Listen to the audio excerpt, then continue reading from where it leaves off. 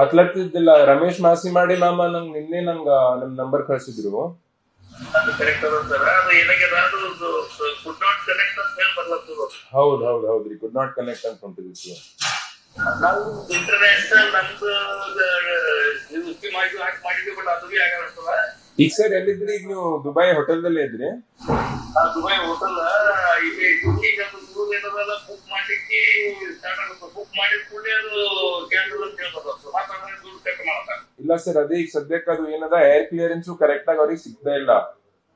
ಸ್ವಲ್ಪ ಎರಡ್ ಮೂರ್ ಫ್ಲೈಟ್ ಅವರು ಎಷ್ಟಾಯ್ತು ಅಷ್ಟು ಬಿಡ್ಲತ್ತಾರ. ಯಾಕಂತಂದ್ರೆ ಕಂಟಿನ್ಯೂಸ್ ಸ್ಟ್ರೈಕ್ ಆಗ್ಲತ್ತವಲ್ಲ. ಈಗ ಆಲ್ರೆಡಿ ಬೀದರ್ನು ಬಹಳ ಜನ ಅದಾರ ದುಬೈನಲ್ಲಿ. ಹೌದೌದು, ಅದು ನೀವು ವೇಟ್ ಮಾಡ್ರಿ ಸರ್, ನಾನ್ ನಿಮ್ಗೆ ಹೇಳ್ತೀನಿ. ಈಗಾಗಲೇ ನಾವೆಲ್ಲ ನಮ್ ಸ್ಟೇಟ್ ಗವರ್ಮೆಂಟ್ CM ಮತ್ತು ನಮ್ಮ ಎಂಬಸಿದವ್ರಿಗೆ ಎಲ್ಲರ ಜೊತೆ ನಾವು ಸಂಪರ್ಕದಾಗ ಇದ್ದೀವಿ. ಅದು ಅವ್ರ ಏನಾರ ಗ್ರೀನ್ ಸಿಗ್ನಲ್ ಕೊಟ್ರು ಅಂತ ನಾನು ನಿಮ್ಗೆ ಹೇಳ್ತೀನಿ. ನೀವು ಆರಾಮಾಗಿರಿ, ಏನೂ ಆಗಲ್ಲ. ನೀವು ಈಗ ಒಮ್ಮೆಗೆ ಗಡ್ಬಡ್ ಮಾಡೋದ್ ಬೇಡ.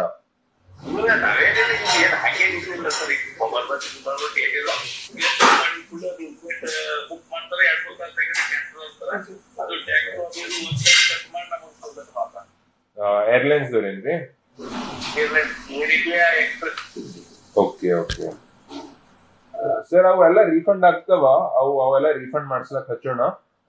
ನಾನ್ ನಿಮ್ಗೆ ಹೇಳ್ತೀನಿ. ನಾನ್ ಮತ್ತೊಂದ್ಸಲ ಅವ್ರ ಜೊತೆ ಎಂಬಸಿ ಜೊತೆ ನಾ ಸಂಪರ್ಕನಾಗ ಇದ್ದೀನಿ. ಹಂಗ ಏನ್ರ ಆಯ್ತು ಅಂತ ನಾನು ನಿಮ್ಗೆ ಇಮಿಡಿಯೇಟ್ಲಿ ಹೇಳ್ತೀನಿ. ಈಗ ಸದ್ಯಕ್ಕೆ ಹಂಗೇನ್ ಅಲ್ಲಿ ಸಮಸ್ಯೆ ಅಂತ ಏನಿಲ್ಲ ಅಲ್ಲ ದುಬೈದಲ್ಲಿ ನೀವು ಇರತ್ತೆ?